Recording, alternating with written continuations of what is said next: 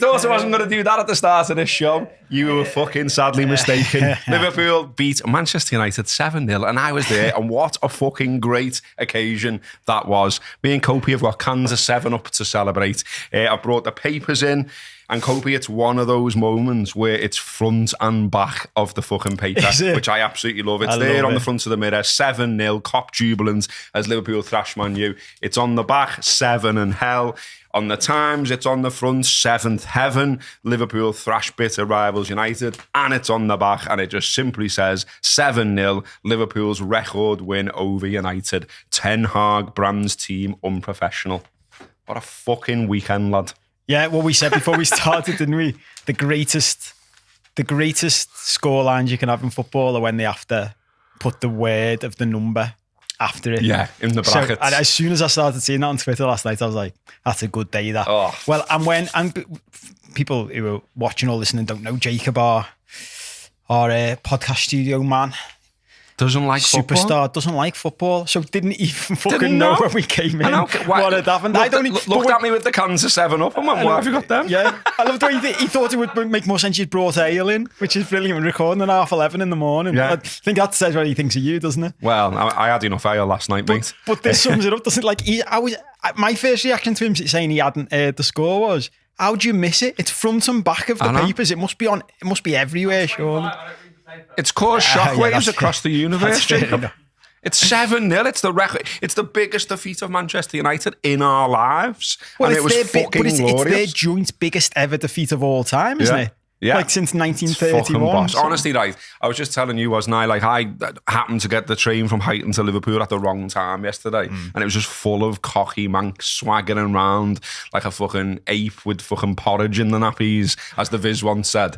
And like, you know, swaggering around, I'm gonna knock out a Scouser when I got off the train, you know. Oh, yeah, we're gonna absolutely dick these today. Yeah. I love the way that was an opportunity to the manc accent as well. It's like that perfect weekend for you, isn't it? On all that. I'm so happy. I had a shit weekend in every other respect, so I really needed the footy to pull something out of the bag, and it did do. Anyway, okay. It is episode 5 of The Late Challenge with me, Gareth Roberts, and him, Paul Cope. Right. Is that all you wanted to do? I thought we'd end up doing the entire show on it. I mean, we can do if you want. I've got an agenda here. I've got loads to get to. We're not going to get to... I love when we send each other an agenda and the first thing I think is we're not going to get through all this. Well, people, I'm feeling the love, you know, really feeling the love now for doing this. Like, we're getting so much stuff and it's great. We're getting emails, tweets, Instagram messages, you know, everything you can think of. People stopping me in the street, even at the match, 6-0 up. A lad who's never spoken to me before. Get on pickled onion walkers there, lad. That's what I love about it is how much people love the crisps thing. Like, it's unbelievable. The number of people who go to you, why are you picking them? Like, and then they'll say their favourite crisps. And you're like, yeah, but it's not just about picking your own favourite crisp. It's also about winning. And Cope, I am now 3-1 up. You are getting tonked, lad. Paul Cheese Cope went for dairy-based delights again for the 3rd time. So you've done mature cheddar kettle, defeated, cast aside, quavers were quashed, and you've been roundly thumped with the magnificent McCoys walking all over the Watsits with a whopping 72% of the vote. Paul Cope, your thoughts? Do you know what? Well, you know, in previous weeks I've obviously had, you know, various mitigating factors to throw into the mix and stuff. And when I saw it all unfolding this week, I was starting off. You saw me on Twitter probably saying, you had a little campaign going on. Yeah, this isn't fucking. You know, the vote isn't reflective of the comments. You went all Donald Trump. Yeah. I think the whole vote is rigged. And then as the week went on, I was like, no. It was funny. Even my girlfriend came in and watched the end of the match with me last night, and she was watching. You know, I don't know whether you've seen the footage because you were at the game and out afterwards. But like in the studio after the game, you have Roy Keane and Gary Neville on one side, Kelly Cates in the middle, who's obviously a Liverpool fan, and Graham Souness and Jamie Carragher on the other side. Carragher's just sitting there like a Cheshire cat, I could see him in his head pub, off. Because Neville was just going all around the houses to did he say Liverpool didn't play that well? He said we didn't play that well. Wow. And Graham Souness was in that mood of like, I'm going to knock you out in a minute, you know what I mean? And even my girlfriend, who's not into footy, went like, shouldn't he just be going like, you beat us 7-0 and keeping his mouth shut?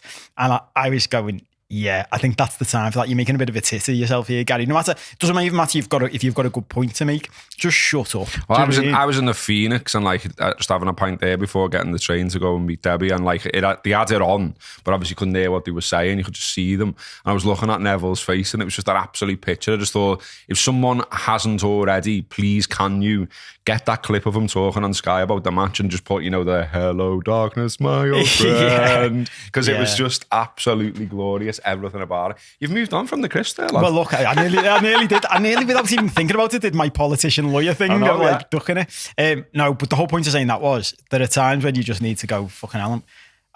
We said I was laughing at myself saying we were talking about the C word last week, and I was thinking to myself, I've been the T worded and the B worded. I've been twatted and bummed all over the place. And I know, look, mate, this is an inclusive podcast. I want to make it clear of that. We've been saying all the way through. I know some people love getting bummed. I'm not one of them. I'm not a big fan of getting bummed, and you're bumming me all over the place. 3-1. So I'm annoyed with myself on several factors. My main one is someone did tweet this saying Cope's suffering here because of his lack of preparation last week. But this week you've been like abroad to get crisps. I've been doing studies, like surveys around the world.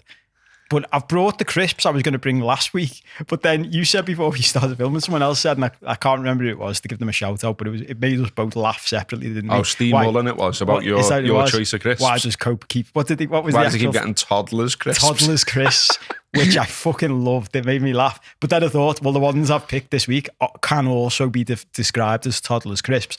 But I think they're winners. And because a few people have actually said in previous weeks, you've got it, someone should pick these. Come on, then. They're one of my favourites. Pull them out. But I've got this thing now of if I win with them, I'll be disappointed in myself still. Because it should be 2-2. Do you know what I mean? Because if I'd have been prepared last week, I'd have won, it'd been 2-2 instead of 3-2 down. But we're getting to the phase, if I fucking lose this week, I'm going to have to declare.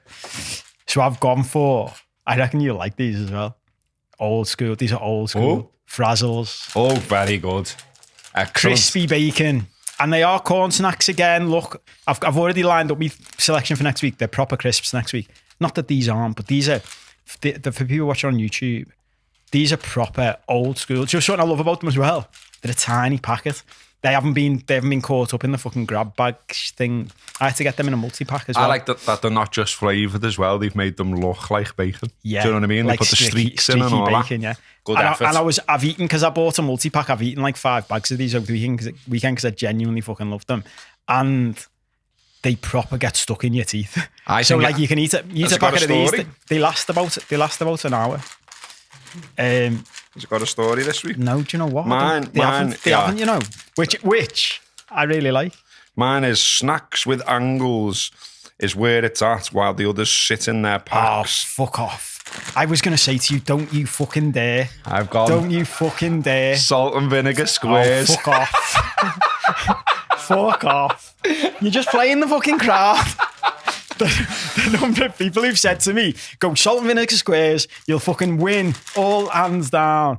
And I'm like, I don't like salt and vinegar. I'm not breaking my principles, but I know they'll fucking win. Fuck off. Will it be 4-1 to Gareth Roberts in the Crunchin challenge? Well, you can vote as you always can on Twitter. Look out for the vote this week. Let's see how Cope gets on. Someone said last week as well, what's happening? Would you not have him one? I know, yeah. So I will. Because do you know what? I've grown up thinking I don't like salt and vinegar, but there's no reason why I shouldn't like salt and vinegar, Chris. There go them, mate. Frazzles. They are belters, I know. This is a heavyweight contest, I think. Someone said as well, and I might change my tune on this, I did see someone say they're going to vote for me either way this week. Yeah, I've seen that. Because it's not fair. And I was like, I don't want a sympathy vote to everyone. I know. Like, if we're going to lose, we're going to fucking lose with all dignity. Right. Well, let's get into some of your correspondence and feedback this week. I say there was absolutely loads, and I really appreciate it. It's good because it means I don't have to write an agenda. So last week, Cope, we talked about the fiercest football rivalries out there. And we sort of decided between ourselves, didn't we, that lashing a pig's head on the pitch was the definition of, the fiercest rivalry you could possibly have going. Well, it turns out that Barca Real Madrid isn't the only game where that's happened. Which is mad in itself, isn't it? So, and quite a few people got in touch to say about this. So it's also happened, all our Irish listeners, pointed out that in the Dublin derby between Bohemians, who were the north side, and Shamrock Rovers, who were the south side, There's been parts of a porker lashed on the pitch during that game as well. Basically, there was it says, in the 2004 meeting, which saw not only a gigantic pig's head thrown onto the pitch in response to two Bohemians players switching allegiances and transferring to their rivals, that was Tony Grant and James Keddy. They also threw the animal's feet on as well. So was that Tony Grant who used to play for Everton? I think so. Is it? I presume so. I mean, someone will correct us if we're wrong. But they threw the feet on as well. So there's an argument to say they've topped them. They've topped Barca and Figo, etc. When you put this in, I was thinking, is there some sort of like secret message behind the pig's head thing? Is it like the horse's head? Is there something behind it? I think, to use last week's parlance, it just means you're a cunt. Is that it? You know what I mean? You're a pig. I'm going to start bringing in a pig's head to lash at you in the middle of this show. Like, you're going to bring a pig's head in because you're losing at the Chris. Yeah. We also heard, this was a couple of shows back. Do you realise, by the way, that some people are still like watching the first one and haven't watched the most recent one? I got onto that over the last week or so, which is really good. So people are only just sort of getting onto it. First one watching of our show one type of thing. Nice. So when we're always assuming... Start from the beginning, like Brookie. Yeah, so which is really good. Because someone mentioned Brookie, and I thought, you've only just watched show one then, have you? So I think we sort of have to recap for those that haven't listened. We talked about sleep on one of the shows, didn't we? And like various ways of getting to sleep. I had some really interesting stuff, one which I'm now looking into. I'd never heard of. Have you ever heard of 5-HTP? Some kind of like supplement. I think I have, but what is it?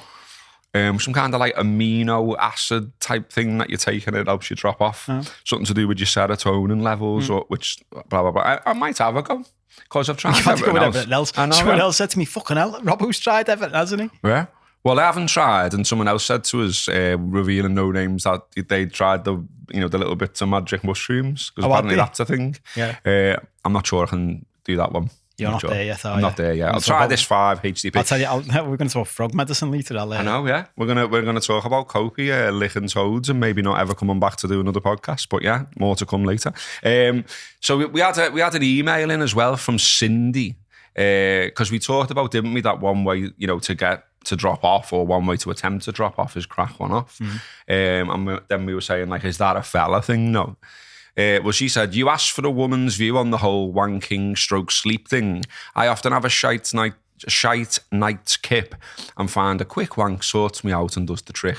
Even managed a couple one particular night when sleep wasn't forthcoming. Keep up the good work.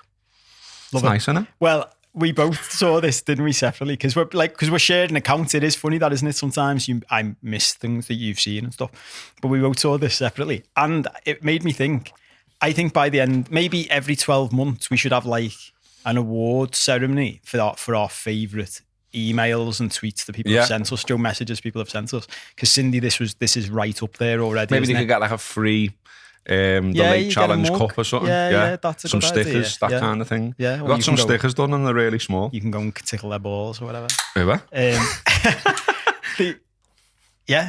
love it. Do you know what? That's something mad. I only realised last year that women refer to it as wanking as well. Did you know that? Would you have known that before? I've not really heard too many of them talk about it, I've got to be honest. No. Let me tell you, Cope, that 7-Up tastes sweet. It tastes sweeter today than it usually does, doesn't it? It does, yeah. It tastes really special. Just a tangy twist of lemon and lime. We were also sent just random stuff. We talked about beans and sausages on one show. Didn't we? And you'd paid like some exorbitant price for them. Yeah. We were sent this tweet by someone who's taken out every bean and every sausage out of a tin. And they just say, so there are 319 beans and 8 sausages in a tin of Heinz beans pork sausages. So there you go. Who knew? I mean, I knew there was 8 sausages, I have to say. Did you? Yeah, because that's a staple for me. But I was just about to say, is there always 8 sausages? Yeah, there is. Do they always have the same amount? Yeah. I'm not sure. I mean, we can't verify the 319 beans, but there definitely can't always be 319 beans. It's definitely always 8 sausages because I count them. I know to put like 4 on each piece of toast. Yeah. So yeah, that's that. They were better than I remember because I hadn't had them for a while. They're good, aren't they? Yeah, I think they're good. Yeah. I got called a wrong one once, I think by Steve Armstrong of Manchester United supporting fame. because I said I have Heinz spaghetti bolognese in the tin on toast. Heinz spaghetti bolognese. Posh, you know. I didn't even know they did it. Yeah, get on it. It's good. Really? I've always ate it since I was a kid. My nan used to give me it, and then I ate it through my uni days, and now I'm still eating it now. And like he said, you're fucking wrong. And like on just toast? Yeah. Well, that's why I said I was a wrong. And I'm like, it's a tinned product though, innit? It doesn't feel like a spag bol that you've made in the pan yourself. It's something you put in the microwave, blast it, and put on toast, I think. But my brain's struggling to comprehend this entire conversation because it's still trying to get over the fact you can get spaghetti bolognese in a tin. Yeah. And then it's like the fact that you put that on toast, I'm not sure where I stand with any of it. But it's a tomato-based product, isn't it? But I didn't understand people have tomatoes on toast, don't they? Or they have spaghetti out of a can with tomato sauce. But that's what's that funny. Were you the same as me? When I was growing up, I thought spaghetti. If someone had have said to me, what is spaghetti? I thought it was the one in the can. Do you know the Heinz one that's in tomato sauce? Oh, you thought that was the only way spaghetti existed? I thought that's what real spaghetti was. So when I first started like getting real spaghetti, like the Italian proper stuff, I was like, what the fuck's this? And people were like, no, that's the real one. And I was like, no, it's not. This is the real one. But it's mad, isn't it? Imagine being like a traditional Italian and people are like, kids are like, no, this is real spaghetti. Well, like, it's a tradition up until very recently, something I did that was dead wrong that they fume about apparently. As you know, when you get the spaghetti and it's dead long and it doesn't fit in the pan. Yeah. I used to just break it and lash it in. No. And they fucking hate that, don't they? And you're meant to like I know what to do now. I've watched what you're meant to do and like you press it in, don't you, and all that, and then it just cooks. Yeah. I do that now. But I didn't used to. I just used to think, doesn't fit. Have you seen there's a couple on TikTok? I'll have to look them up. And have you seen them? And it's a girl who dates like an Italian lad. And she just does like, she sets up her phone to like film and she just does fucking wind ups on to like, all the stuff that they fucking hate, like traditional stuff. And she's like, no, it's sound. You can just use like, you don't need olive oil, just use fucking sunflower oil. It's like, no, fucking hell, fuck yeah, you can't fucking use olive oil, you fucking. Like my Italian impression? Not sure. You're fitting them all in today, aren't we? Jesus Christ. Mank Italian, vote for your favourite impression. All, we also got one from Graham Boyce relating to a previous show as well, who he spotted a tweet about something in London. Putney pies at a pub called The Vault by the looks of things. Every Tuesday, pie and pint, $16.95. Oh, cheers, lads. What a fucking great offer. That just made me do you ever laugh and snot comes out your nose? That just made me do that, yeah. You have to clean that mic, Jacob, for the next show. I fucking love things like this. Like, and he said it's like on offer. Like it's an offer. Doing you a favour. And I'm looking at it thinking, this is how my brain works as well. Which way round is it that you think it's good? Like, which is... If it's $16.95, in my head, something's a tenner and something's $6.95. The pie's a tenner. So if the pie's a tenner and the pint's $6.95, are you saying that's good? No. That's fucking shite. You know what I think? Like on the pint watch. Should we have a section called pint watch? Yeah. I had a pint in Bootle the other day, and I've never had a pint in Bootle before in my life. You've never had a pint in Bootle? No. In all these years? I've never had reason really to go to there before. It's just like so. the other end of the city, innit? To where I'm from type of thing. But I had a pint in Bootle, and I expected it to be cheap because I just thought, well, it's Bootle, innit? Yeah. Working class people, normal gaff. Yeah. £4.10. And I just thought... I mean, you know, but what is cheap now? I would say that's probably average price, isn't it? We're still stuck in what it was like growing up, and it's like, £1.50. Yeah, 10p. We also had Lenny sent us a message on Twitter. He said, I love the new podcast, and I was particularly amused by the references to Tory foodstuffs. My middle daughter refused a can of San Pellegrino orange in a sandwich bar on a visit to Chester recently, labelling it Tory Tango. In fairness, after my big rant last week about like being inclusive and all that really made me laugh. It's good, that, isn't it? Yeah, Tory Tango's a really good one, isn't it?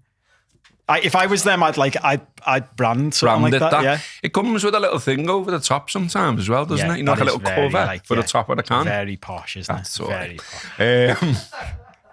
On a more serious note, we did get something from Heather, who's asked if we could mention on the podcast that it is Brain Tumour Awareness Month. and possibly mention a link with symptoms, etc. She says she's had a brain tumour since 2010. It's made life pretty tough, and she wants to raise awareness. More than happy to do that. Just quickly, in adults at least, symptoms of a potential tumour are things like nausea, vomiting, persistent recurrence, headache, balance problems, problems with vision, fatigue, fits or seizures, memory problems, cognitive changes, speech difficulties, mobility problems, numbness and tingling, and a loss of taste or smell. It says at the bottom, one of those symptoms, see your GP. 2+, ask the GP about an urgent referral. Starred symptoms as well, see a GP and optician. And then the fits, in the case of the fits, go straight to A&E. More than happy to give that a shout. And she also says, loving the shows, brilliant content. The Chris Challenge will be legendary by the end. It could go on for months.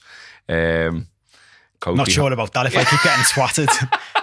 We also heard from Dave Eason, our mate. He says he's just catching up on the pods, and he said the one and only journalistic award I ever won was for my coverage of the 2007 World Pie Eating Championships. I won the press version of the contest itself in an unofficial world record. But not bragging or anything like.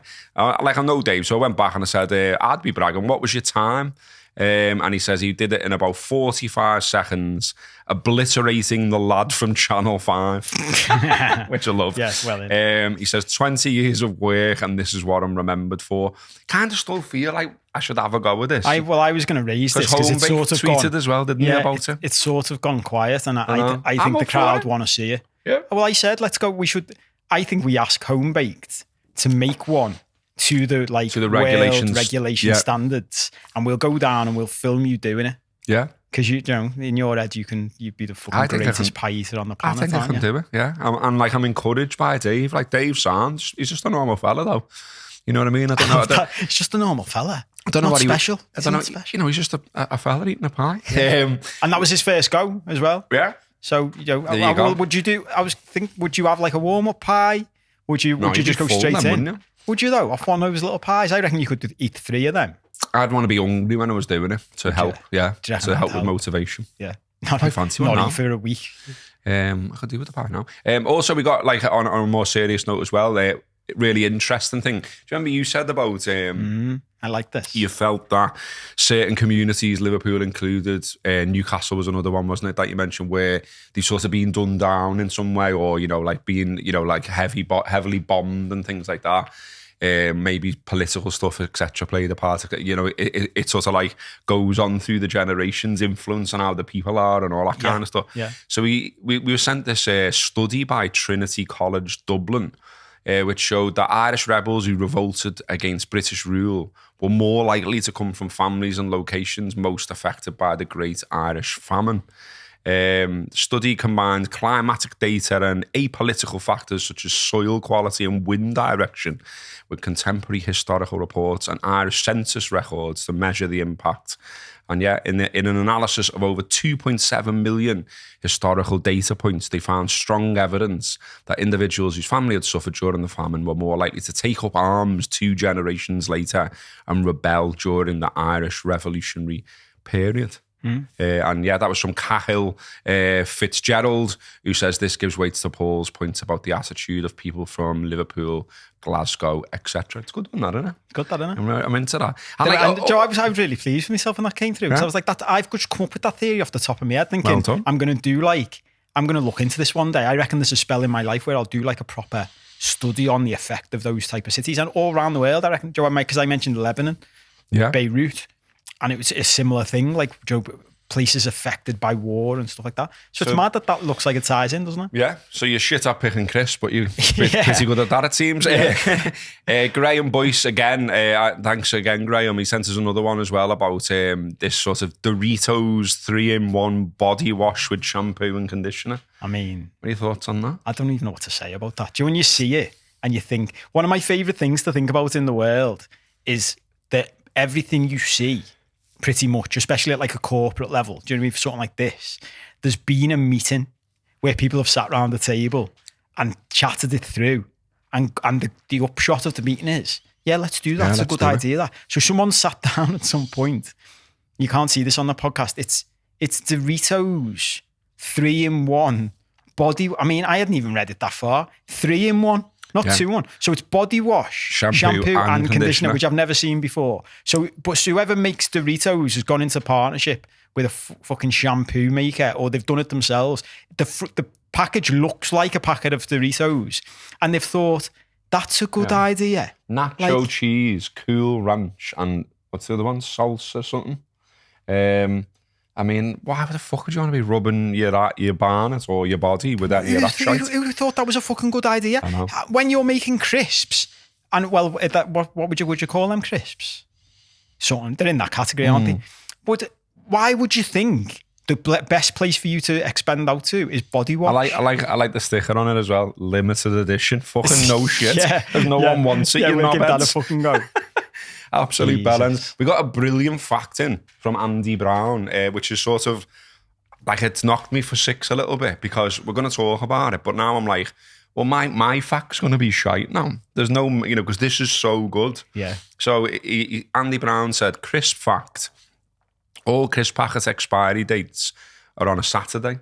And obviously my first reaction was, bollocks. Nah, I did the exact same thing. Did you start thinking I'm going to start getting all-me crisps? And that's exactly what I did. So like I read it on the train and I thought, okay. And when I walked to mine, opened the cupboard straight away. First thing I did, well, after putting the kettle on, got out all the crisps, put them on the counter, and everyone was Saturday. Really? And I was like, whoa, my mind's blown. That's mad. And so I looked into it as well. And journalists over in Ireland have chipped in on this debate as well. They've done their investigation. And they've discovered that it's only English crisps that expire on a Saturday. With Irish crisps don't. When do Irish crisps expire? I don't know, I just said they don't. And then, so loads of people have ended up talking about this on the internet, it seems. And someone, has gone and asked the question to Walker's Crisp. This is where it gets a bit boring, I think. It said in the piece I read, it turns out the answer's a bit of an anticlimax. Actually, you just leave this bit out. I know. Just make something up. This is the bit where the internet, it's more fun. Do you know when I say to you about conspiracy theories and stuff? I was chatting to one over the weekend. I think we should do a section at some point about our favourite conspiracy theories, because some of the ones I hear, I love some of them. Like, I think some of them are probably real, because that's a whole different topic. But some of them you're just like, fucking hell. But life's more fun. Do you know what I mean? I know. Read it out anyway. Yeah, in the manufacturing sites we work on, production weeks which start on a Sunday, or product produced in that week will have the same best before date, and the weekend's on the Saturday. So the best before date will always be a Saturday. Shit, that innit? Yeah. Disappointing, isn't it? It's an anticlimax to the great. Because in fair play to Andy, like that was another one. I pulled out, like, just flicking through Twitter and sent it to you, and you were like, I've already put it in the agenda, mate. Like, that's how good it is. I'm just going to do a quick fact of the week, an actual one now.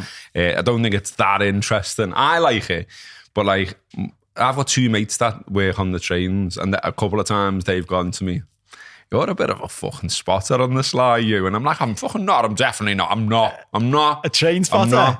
But like, I got that excited when I got to get one of the new Merseyrail trains, I've got to be honest. Are they out? Yeah, they're out now on the Kirby line, yeah. But so I like this fact, but you might look at me and go, shit, that mate. But we'll see where we go. I hope so, because I've told you you've had way too much credit up to this point. So Limey, right? Lime Street Station is the world's oldest still operating Grand Terminus mainline station in the world. It's good, that. I think that's good. That is a proper, you have exposed yourself here. I know. Which I made up with. I know. That's a proper train spotters. It's good though, isn't it? Fact. It's good that's though. That's the type of fact my dad would have fucking And don't you think loved. it looks good now? Do you remember you used to have all them shitty shops in front of it, like lollipops and that? Do you know what? I think they should have kept... They should have kept photos of that. It's like that's been binned from history. And there was that terrible tall building. Like, that's where people would come into Liverpool City Centre. Manpower was there on the corner. It? It was shit, yeah. It was awful. And they put that spider on the side of it, didn't they? When we had the giants and all that kind of stuff. Do you remember them? Yeah. What happened to them? Why don't we have them anymore? Got off, didn't they? Fucking giants walking through the city. We've had some mad shit in this city, haven't we? I know. And you're like, there's areas of the city crying out for investment, and we bought some giants instead. I mean, don't get me started on all this again. Again, Joe, the meeting round the table, and someone in that room's going to the mayor or whoever, or like the chief of the council.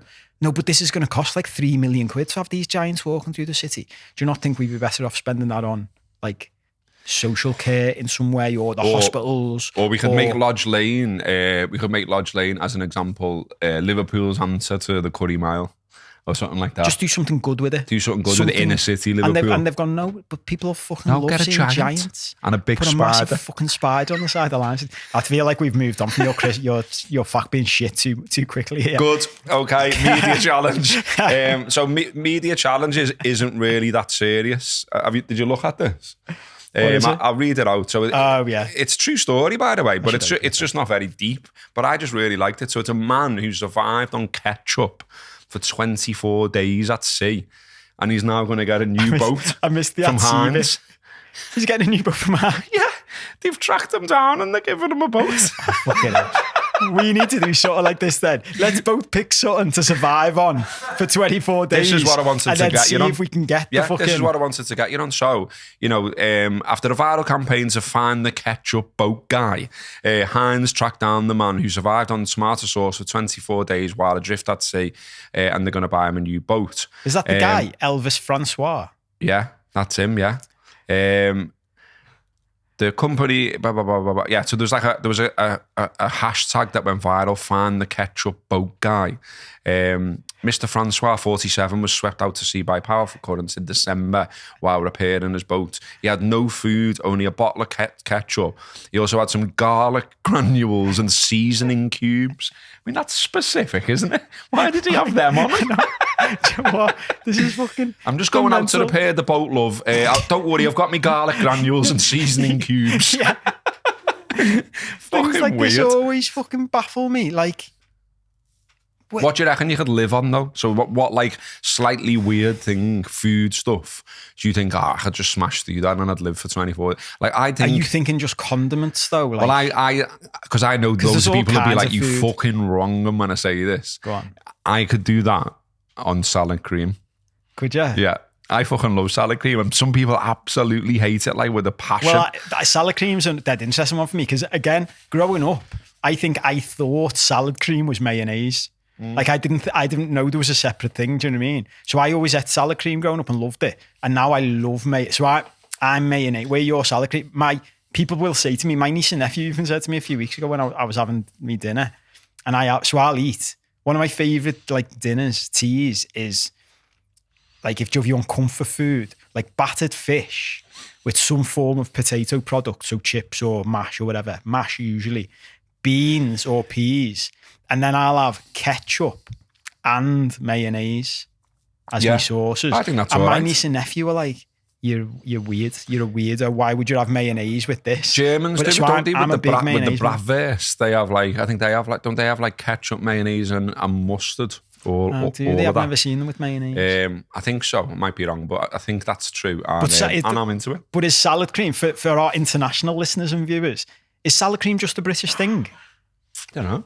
Is it a colonial thing? Like you probably get it in Australia, I'm guessing. I don't think it would be an American thing. Let us know, Americans. Do you have salad cream? We don't know. Because it is just it's a bit of a mad condiment, innit? I'm keeping us tight on time today. I've got the clock on, but I haven't got the alarm on because the alarm was triggering people, you see. Yeah. So I've slyly introduced the clock. We've got 19 minutes, 24 seconds left on the time that we want to do. Yeah, flew on it. So we're going to move on to the sporting challenge. And this has turned out really nice, hasn't it? Because, we're here the day after Liverpool have beaten Manchester United 7-0. Yeah. 7-0. 7-0. And, just a few weeks ago, you had phone-in knobheads and Twitter weirdos saying Klopp should go.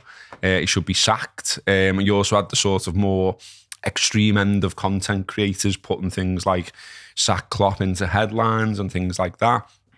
And it was fucking annoying me, I've got to be honest with you. Yeah. Because I like now listening to like sport shows that I used to not listen to because they used to trigger me. It's all part of me like trying to improve myself, not get wound up by things. But some dick pretending, or not even pretend. I think he was a Liverpool fan, but I just thought, you entitled bellend. Like, why are you coming on saying, yeah, fuck him now? I know we've absolutely loved him and he's gone through loads and like blah blah blah, but fuck him. I want someone else now. And I was just like, No. And there was a fact that I spotted a few weeks ago. This was when Jürgen Klopp's 250th win as Liverpool manager came around. That was in his 414th game in charge of the Reds. And he'd reached that milestone quicker than any of the previous 3 managers to do so for the club. Paisley, Shankly and Tom Watson. And when you sort of, and then, obviously the obvious stuff, like we won the Champions League, Super Cup, Club World Cup, Premier League, League Cup, FA Cup. And then there's also, and I think this is important, and this is where I argue with a lot of people, there's the stuff he hasn't won, but he nearly won. And why do we write that off? Why do we just go, no, fuck that, you didn't win? Like, I remember Rob Gutman making this point. I was just about to say the exact same thing. And he got destroyed for it, didn't he? Did he? Gary Neville, I think, was tweeting him and all kinds. Are you messing? Yeah. I fucking love this point, if it's the same thing. The silver medal thing. I'm saying he's had 2 second places in the Premier League, one with 97 points, City 98, one with 92 points, City 93. 2 European Cup finals, 2018 and 2022, beaten by Real Madrid on both occasions. 2016, he was in the Europa League final and the League Cup final. Yeah. Okay, we were beaten in both of them. Yeah. But, you've done all right to get to the fucking final. And okay, it hurts when you lose and all that kind of stuff. Yeah. But that's a sign, surely, of a good manager and a good team. Well, for people who don't know, like our mate Rob from the Anfield Wrap, his point, if it's the same one you're referring to, is the silver medal thing. Like in athletics, if you finish second, then you get a silver medal, or you finish fucking third and you get a bronze medal. You celebrate it. You're fucking up on the podium with you, like cheering the crowd and all that. And yet in footy, if we finish second, it's seen as a fucking failure. If he was an athlete, think of his collection of gold and silver medals. People would be like, you're an all-time great, wouldn't they? Yeah. They wouldn't dismiss the silver medals just because they weren't gold. They were record-breaking points totals as well. I mean, that's the other thing, isn't it? And people, we all whinge about this and stuff as well. But there's loads we could talk about with the thing about City and pipping us to, because we're only as good as we are because we exist at the same time as City at the end of the day. Pushed each like other we've on. pushed each other to be that good. Yeah. But for anybody to claim he's anything other than fucking an all-time legend and deserves his fucking job is crazy. It always reminds me of, I remember listening to a phone in years and years ago. This must be 15 years ago. And they were talking about Middlesbrough randomly, and it was a Middlesbrough fan phoned in and was, whoever it was at the time, might have been Steve McLaren, should be sacked. And the phoning host just said to him, and who would you want instead then? And the fella went, I don't know, anyone. And I just thought to myself, fuck off. Like, think about this. It's not even your job to go and get a fucking better manager, which is fucking hard enough. You're just being asked, pick someone, and you can't even do that. This is one of my big things in life generally. Don't fucking moan about the way things are unless you've got a suggestion for improving it. Do you know what I mean? I've done this running companies and people are coming and complain about something. And I'd be like, yeah, sound, complain about it. What's your solution for something better then? Because if you can't give me that, fuck off. And it's things with, like, sack Jürgen Klopp. I'm having a little rant now. Good. I always think this about managers. Think about, like, what your opposition fans would think. Do you know what I mean? Yeah. If you want to know whether to sack your manager, think what the opposition would think. If we sacked Jürgen Klopp, everybody else would be fucking delighted. Yeah. And every top club in the world would want our manager that we've just sacked. 100%. Someone said this about it, it's at the other end of the spectrum, but about David Moyes at West Ham. You sack David Moyes now, all of the other clubs who are in the relegation battle would want David Moyes as their manager. So what the fuck are you doing? Like, and it's this, like, people forget so quickly, and this is a modern life thing as well, like a lack of gratitude. Everyone's entitled. Everyone takes everything for granted dead quickly and stops, like, just being grateful for what you've got. There's something better than him out there. You're like, who's going to come and manage Liverpool now that's better than him? Fucking insane. Yeah, it really is. And also, just while you were talking, I looked up the odds just out of interest to see, odds on next Liverpool manager. Favourite is Pep Linders. Second favourite is Thomas Tuchel. Then Julian Nagelsmann. Never said that right? Yeah. Nagelsmann. Then Alonso, then Gerrard, etc., etc. Like, I'm not being funny. No disrespect to any of those people. Jürgen Klopp's better than all of them. Yeah, but this is the funny thing, isn't it? Like, when the time comes, because sooner or later he has to stop being Liverpool's manager. That's just life. And when the time comes, would I be happy for Pep Linders to get the job, for example? Yes. At this moment in time, yes. Would I be happy for Thomas Tuchel to get the job? Yes. I really like him. I think he's good. Are either of them as good as Jürgen Klopp now? No. Absolutely Just not. as simple as that. Yeah. Like, dead easy. So next time, Blurt, if you're going to ring the fucking station, tell us who you want instead. That's your message, isn't it? I think that should be the rule. Yeah. And I think everyone should implement this rule. And not just in footy, anything. If you want someone sacked, say you want in their job instead that's better than them. Who, by the way, this is one of my biggest things. Dare I say it as well, you could apply the same logic to the fucking ownership debate as well. Oh, fucking 100%. 100%. Because but it's the same as always, right? It's look, and apply this to your life. This is me fucking on me coaching pedestal now. Everyone forgets how good the thing is they've currently got. Like, even like when we slag off the country, I always say to people, yeah, I'll slag things off. Going back to me rant last week about Tories inclusive. I forgot to make the point that not these Tories, like these Tories are cunts. Yeah. Do you know what I mean? The ones run the country right now are a fucking gang of cunts, and we should get rid of them. And the way they run things is a fucking disgrace. And this country, generally speaking, is sound. Like the basics, things like you've got running water. You've got, I said to you, like, I haven't got hot water at the moment, and it's mad. Yeah. Like, experiencing the world without hot water. It's like, Jesus Christ. Yeah. Tried to embrace it going down the Wim Hof cold bath method. I've had cold baths for 3 days running now. Well, I had cold bath day 1, then day 2 I went, I'm going to do a cold shower instead. That was worse because the water was colder because it was coming fresh out the tap. Invert? You're not. Imagine if I went, yeah, lad, I did. It fucking just grew.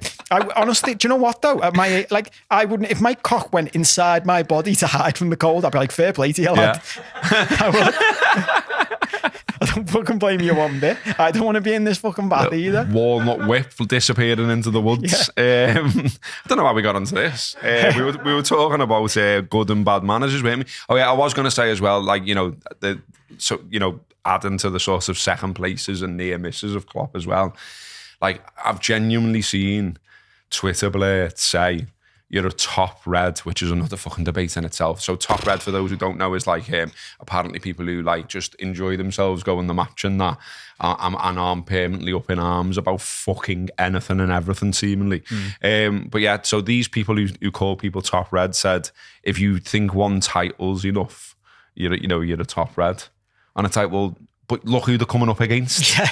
There's no context. Like, it's just like, no, you should have more. You can't. Why? Nothing Liverpool can do can control what Man City do. No. Do you know what I mean? I'm bearing in mind, like, in the middle of all this, we're up against the fucking financially doped, like, superpower. It's like being an athlete.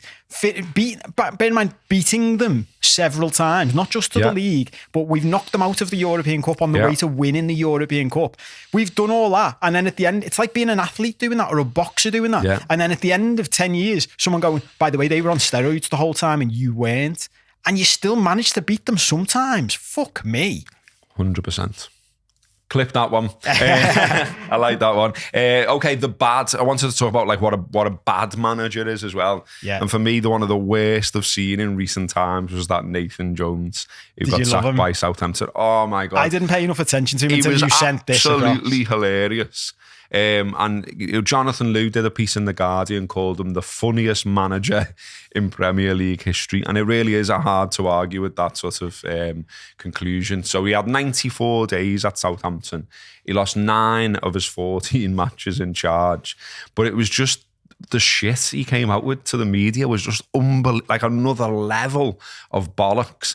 So he came out with the one that I think probably most people have seen. He said, I've compromised in terms of certain principles because of one personnel, 2 personnel, the way that people want to play and so on. I've compromised because of fans and so on. A few little things, but no more. I've been very successful playing a fluent style. Luton were a real aggressive front-footed side. Statistically, there weren't many better than me around Europe in terms of aggression, clean sheets, defending the box, balls in the box, XG, all those sorts of things. We were pound for pound the best because we were spending next to nothing and producing so much, and I've gone away from that. Wow. He also claimed that teams get better after going down to 10 men. Brilliant. That was after losing to 10 men Wolves. he came out with some. This was mad as well. It's been a whirlwind. I've been up and down the country. My own Luton game Tuesday, Southampton game on Wednesday, meeting everyone, the World Cup, and every little thing that could possibly happen. Just praise the Lord, my wife is not pregnant, as literally that would be the most manic week you could ever imagine. What? Do you know what was mad What's about he that? throwing that in for, the pregnancy I thing? remember hearing him say that and thinking, where's that come from? Why have you mentioned your wife might, if she was pregnant? But do you know when you actually analyse what he's saying, look, what he's saying, it's been a fucking dead busy week, right? So if you just break it down and go, so what's been dead busy about it? Went to the Luton game on Tuesday. Then he went to the Southampton game on Wednesday, the next day. Yeah. Not the same day, not the same night. Went to the Luton game, went to bed, got up, went to a different game like a few hours away. Luton, even if both of those games were at home, Luton and Southampton aren't that far apart. What did the World Cup have to do with him? That's the point. That's what I was going to say. Then he's gone, meeting everyone. Well, he's met a few people while he's gone to those two games. We all do that. And then he's gone, the World Cup. And you're like, what do you mean, mate? Nothing to do with Has you, he lad? watched like 10 World Cup games and gone, fucking busy here, lads? You're like, well, don't watch so many World Cup games. You ain't involved in the World Cup, you dickhead. Why is he praising the Lord that his wife's not pregnant? He's fucking bananas. But So it was one of the things, I know, I just to interject on this bit, it was one of the things I wanted to talk about with the whole like good and bad manager thing. He did something that Frank Lampard did as well, and other managers I've noticed starting to creep into the game. And it goes back to the Klopp thing when he started. They've started doing this thing. I keep saying this, my caveat with Frank Lampard is, I like him. I think he's a nice fella, do you know what I mean? But I think he's a fucking shite manager. And I think if he wasn't Frank Lampard, he wouldn't be getting away with the murder he gets away with. Nathan Jones and Frank Lampard both did the same thing, where they take over a team, and because they're getting shit results still with the team, they start just going on about how shit the team is. So they go like, this team's been shit for ages. And you're like, that's irrelevant, mate. Your job is to make them better. Yeah. And they'll say things like, people like Jürgen Klopp got years. And you go, people like Jürgen Klopp came into the club mid-season and got to 2 cup finals in his first season with a shite side. And improved the side on day one. Yeah, they ran more against Spurs. They were better on day one. I always reference this. That was the game where Lallana came off the pitch, didn't he? And collapsed into Klopp's arms. Yeah. That's a fucking impact of a manager on day one, isn't it? Yeah. So don't be fucking using Klopp as a reason why you should get more time in your shitty job when you're having shit results week after fucking week and everyone thinks you're a knobhead. Well, this links nicely because he had this weird habit. We'll play you a little clip of this in a second. He had this weird habit of saying, with the greatest respect. And one of his with greatest respect lines that he came out with was, with the greatest respect, they've been losing games for a long, long time. Talking about the fucking team he's managing. Basically saying, these are shit. What do you want me to do with them? And I'm boss. Lad, you were managing Luton. Like, I know you thought you were best team in Europe, pound for pound. So greatest respect. Have we got that, Jacob? Greatest respect, with the greatest respect. With the greatest respect. With the greatest respect to everyone. With the greatest respect, with the greatest respect, with the greatest respect, with the greatest respect. Someone should do this to a song, shouldn't he? With the greatest respect, with the greatest respect, with the greatest respect, with the greatest respect, with the greatest respect, with the greatest respect, with the greatest respect, with the greatest respect, with the greatest respect, with the greatest respect, with the greatest respect, with the greatest respect, with the greatest respect, with the greatest respect. That would be the focus. With the greatest respect. With the greatest respect. With the greatest respect. He also come out with there's just absolutely loads of them. He said this weird thing about the village. He said there are certain people in the village and players in the building that we have to work with. Then someone in a future press conference after that sort of said, well, what did you mean by that village thing? And he went, that was a slip of the tongue. I don't know what I meant by the village. I mean, that's not a good sign, is it? No. When you're like, what the fuck are you talking about, mate? And he goes, I don't know what the fuck I'm talking about. He also said, I enjoy a challenge. I want to be the best version of me. I could have stayed in a mining community, this is brilliant. Been a PE teacher and had a nice life, married a nice Welsh girl, beautiful. But I didn't. I want to test myself on every level. And that's nothing against Welsh women. That's great, that, isn't it? Nothing against Welsh women. With the greatest respect to Welsh women, I wanted to fuck off and get a bird from somewhere. Unbelievable. And this is the last one. This is brilliant, isn't it? So this is so bear in mind when I tell you this now, everyone, that Southampton appointed him knowing this story. But this ties in as well. This is nice. It does tie into the people sitting around the table and knowing and making a decision. Yeah. Someone's gone.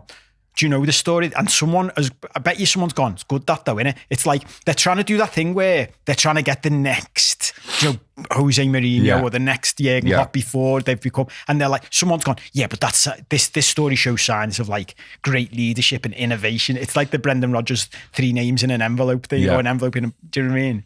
So this is it then. It's 2016. Jones is in his first spell at Luton Town, trying to instill a winning culture at an underachieving League Two club. He decides that the squad table tennis league is becoming a problem. So he does what comes naturally to him, burns the table down. I like that you say that. He does what comes naturally to him.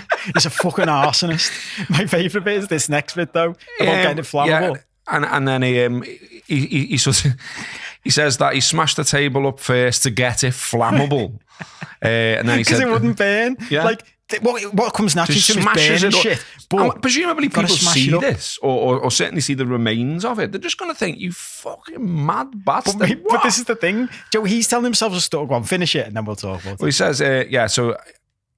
He says, I thought I can either cajole them and try to get them into the gym, or I can burn the table. It was far easier to burn the table. But fucking this is my thing. I think he thinks, and this is an unintended consequence thing, right? And causation is not the same as correlation, right?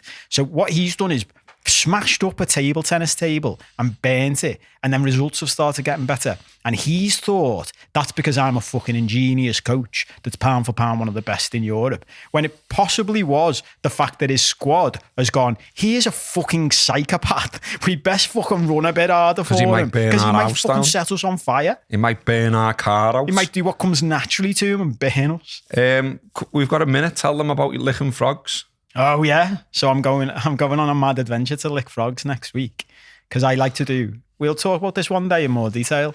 Psychedelics and stuff. I've done psychedelic shit in the jungles of Mexico, and my girlfriend suggested to me that there's this frog thing called Cambo, where you get the burn you on the arm and then put frog poison in you, and it's like. So I said, I'll just mention it and then I'll tell you all about it next week if I'm still alive. Sounds fucking bananas. But I said, you know more. I sent you an article on it. I haven't even read that article. I don't know what it is. It sounds like lots of pain and like nausea and vomiting. And, yeah, you spew up and all that. Yeah. Well, we'll talk about that on the next late challenge. If Cope does indeed turn up, if he's not dead. All the best with the licking the frog, lad. And, thanks, mate. If I do die, like at my funeral, just don't mention getting bummed and crisps and all that. Well, that'll get clipped, won't it? Probably get read out as the curtains close. Can we do it here? Do it in Jacob's crematorium. Do it in Jacob's creme. Okay, that has been the late challenge number 5. Like and share, like and share, like and share. Send us emails, send us tweets, send us Instagrams. That's the end.